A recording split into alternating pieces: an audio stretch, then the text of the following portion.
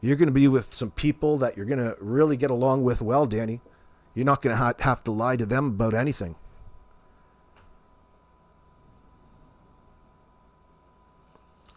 JM saying it happened between September 1st, 2024 and March 30th, 2025. Interesting.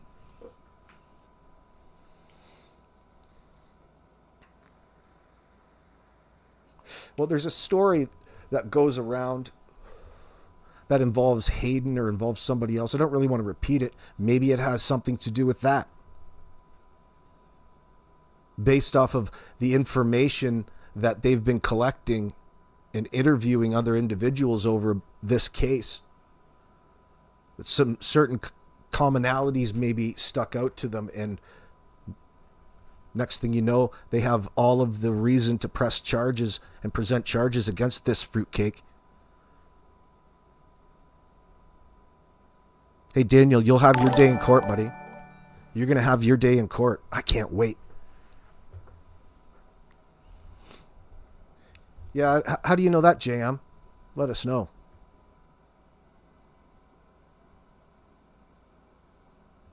It's okay. Like, the more... I'm not mad that you're spreading that information, but it's not like it's information that we're not going to come to find out when they release it. So everything that Daniel does is going to be a matter of public safety because the dude is on the registry.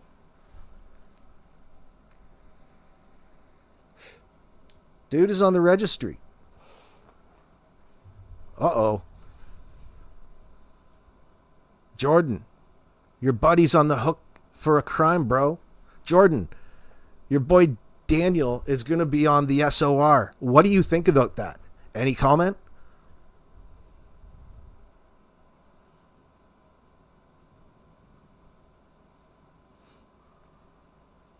No, nobody was mentioning that in my comment section that I know of, Caroline.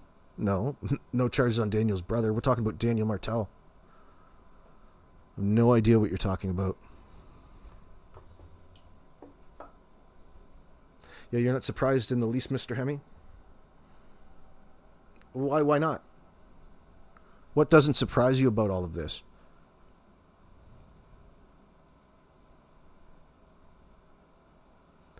Daniel says, I'll let you in on something. I've done many drugs, but my brain can handle it. There's individuals out there that get destroyed by drugs and lose their perspectives on life.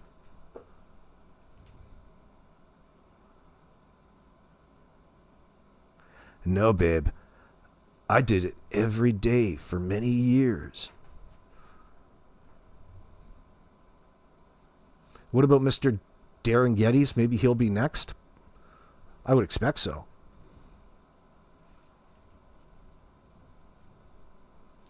What sort of messages does he send these girls? Oh, good answer, babe.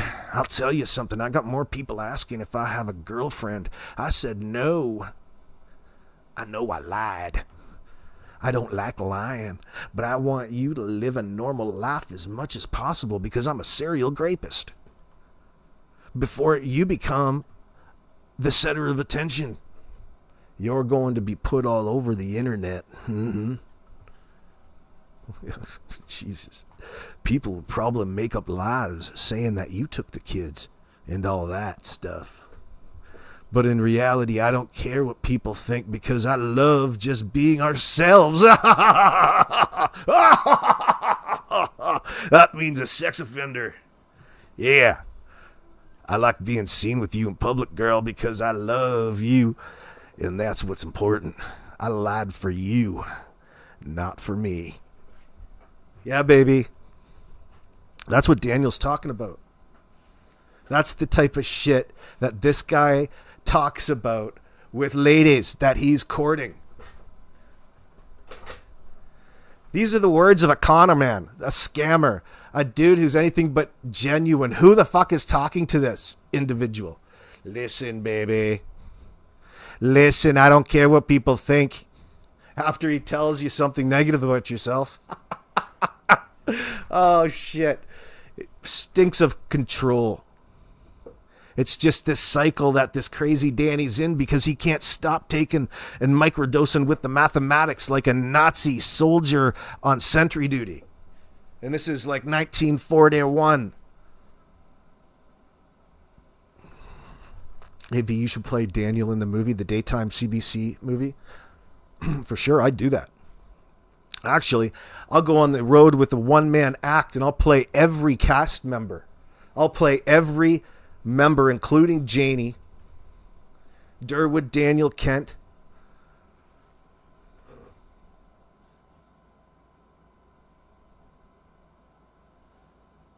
Sell out every theater in every rural town across the country, just like Stompin' Tom Connors. We'd be playing at the Horseshoe, making a special. Yeah, go ahead, American Justice. You can steal the picture and take it up to Grok to modify any way that you want.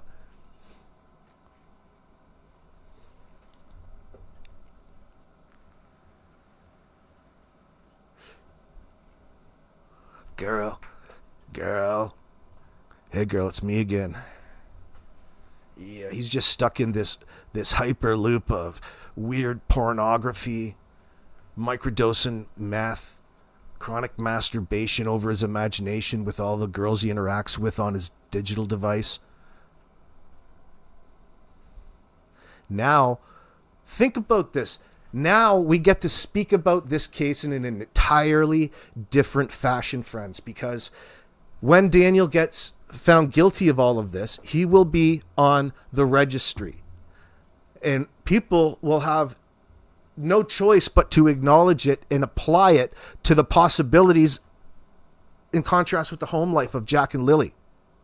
So people are talking in my chat. Let's say they said it happened before March 2025, sometime between 2024, 2025. This crime was committed while he was living at home with Jack and Lily, offering us up that even more of an insight into their home life and the things that they don't want to talk about. It's impossible to ignore, okay? It's a factor. Oh, guys, where are the missing children? I don't know. Who was the last person to see them? I don't know, says the sex offender. Yeah, who would have ever thought it would have been the RSO? Whoever thought it would have been the dude who imposes himself in a asexual manner onto women and forcibly confines them, that he would have anything to do with lying about 2 missing children gone missing? Who would have thunk it? From the perspective of the RCMP's investigation into the missing kids, this is a massive development in reverse, like Quentin Tarantino style, because it opens up even more likelihoods into the fate of Jack and Lily based upon the individuals that were last seen with them and around them. Oh, and by the way, here's the biggest update of all. After everything that you've come to learn about the case, Danny's now a sex offender. It's almost fucking case solved. Case fucking solved. You hear that, Darren? So yeah, it has everything to do with what happened to Jack and Lily. And guess what? I guess there's no more using that excuse on Bradley Wong about how unreliable he is with his recent criminal history, considering what the hell Daniel is on the hook for. 25 to life. Dude, he's going to have multiple consecutive life sentences. And he's probably serial. Absolutely he is. We got a real East Coast Paul Bernardo here. Especially when you look and scope out onto the escalation and the type of a pervert that we're dealing with. And Daniel's every bit of perv. A weird one, dude.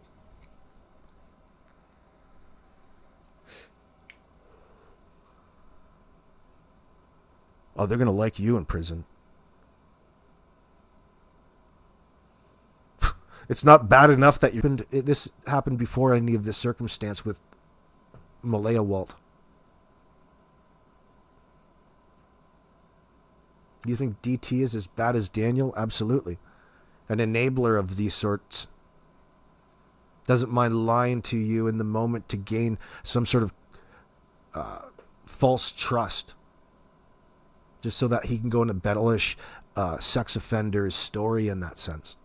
Just disgusting. And yeah, Drunk Turkey's probably one himself. Game recognized game there. And major crimes are working around the... If this was the prison yard, I would be the only fucking one left alive. All of these other assholes are either enablers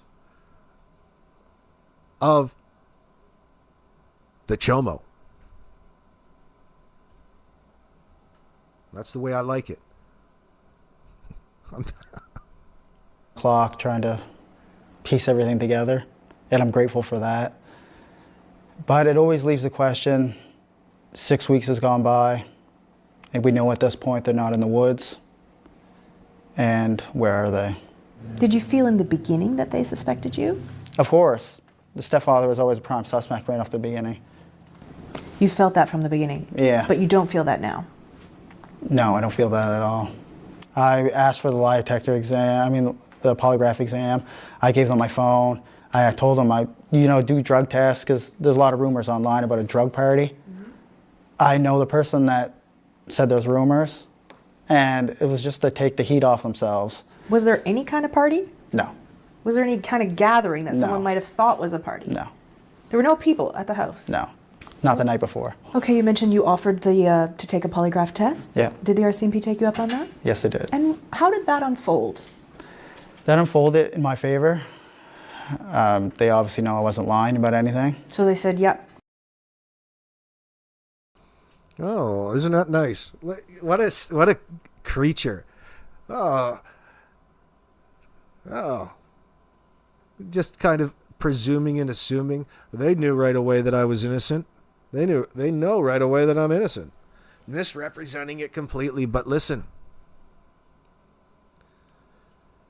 People charged with crimes in Canada can get bail, called judicial interim release, or just bail. But the system is very different from the U.S. No bail bondsmen, no for-profit bail bond companies, and no bounty hunters. There is right to bail under Section 11E of the Canadian Charter of Rights and Freedoms. Everyone charged with an offense has the right not to be denied reasonable bail without just cause. The default is release unless the Crown proves detention is justified. Now, there's a bail hearing. If police don't release you right away via appearance notice, promise to appear, you get a bail hearing, usually within 24 hours or as soon as possible. A judge or justice of the peace decides if you can be released pending trial, and if so, under what conditions. How release works. Release on your own recognizance, which is a promise to appear, with or without conditions. Example, no contact with certain people, curfew, stay in province. Promise not to be a douchebag. Sometimes a surety, which is a trusted person like family or friend, or Janie maybe, promises to supervise your punk ass and may pledge money or assets like that broken down RV in the driveway. If you breach conditions, they could forfeit that RV in the driveway. Oh my God, wouldn't that be a godsend? Now, there's also cash deposit, which is rare and only in specific cases. Like if you're not a resident of the province or live far away, it's a direct deposit to court, not through a middleman, and you get it back if you comply. You can pay a company to post bail for you. The system avoids making release depend heavily on money to prevent it from discriminating against people like Janie and Daniel.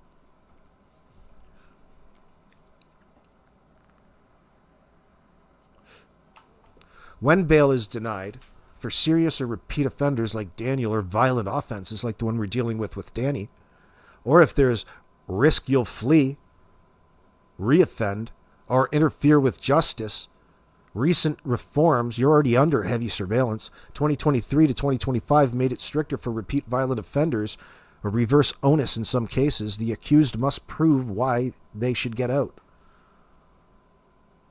That would be nice in the circumstance, just to hear him grovel. Conditions: if released, you might face strict rules like house arrest, ankle monitoring, weapons bans, no alcohol or rugs. Breaching them can lead to new charges and revocation. Oh yeah! Let's tickle this elephant. Let's set him up. Let's send him a package. Here, try this gram. Then call the cops on him. In short, Canada focuses on public safety, court appearance, and charter rights rather than cash-heavy systems. Most people get released without posting large sums, but serious charges like SA, or forcible confinement, often mean tougher scrutiny, higher chance of detention, or strict conditions, sureties.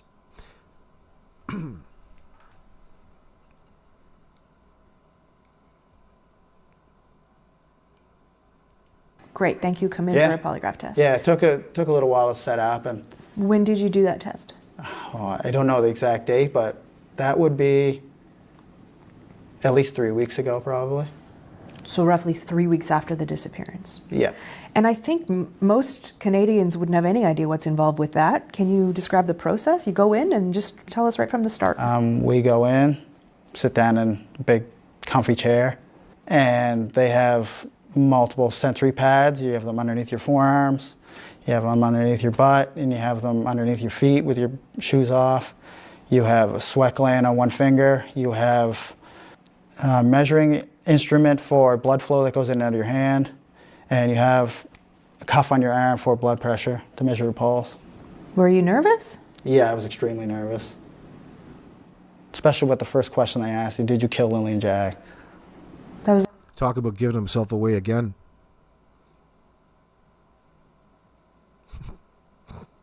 Like, what an idiot. He was smiling so much when he was talking about the lie detector, like a kid getting their report card on the last day of school. Yeah, and him changing all the grades from C's to B's. That was the first question they asked you? Yeah. What was that like, Danny? What went through your mind when someone's asking you that question so point blank like that? Your mind has a massive release of chemicals, I guess you would call them. But definitely in his mind. It's like your stress levels just astronomically through the roof, and your body doesn't know what to do. It's called your fight or flight. It's triggered and vibrating all the time with that. You keep packing in your system, Smokey. Because it's not every day the way you're hooked up to machines in an interrogation room where someone asks you questions like that. What other kinds of questions did they ask you? All the questions pertain to the death of Lily and Jack. Are you accessory to the murder of Lily and Jack? They were all... So all of the questions assumed that the children are no longer alive? Yeah. There were no questions at all about, did you take them somewhere? Could they be somewhere? No. The police have done a number of polygraph tests. They've done 53 formal interviews. Do you know who these people are? Yeah. That's a lot of interviews. It is a lot of interviews. A lot of them are my family, people that live in the area. And those interviews, typically, my interview was 4 hours. And a lot of the interviews from my family were 1, 2. Boy, wow. Really what they're getting at is he's explaining all of the difficulties he's had to go through thus far in the situation with Jack and Lily. Think about what Jack and Lily are going through. Think about what all the conversation is about.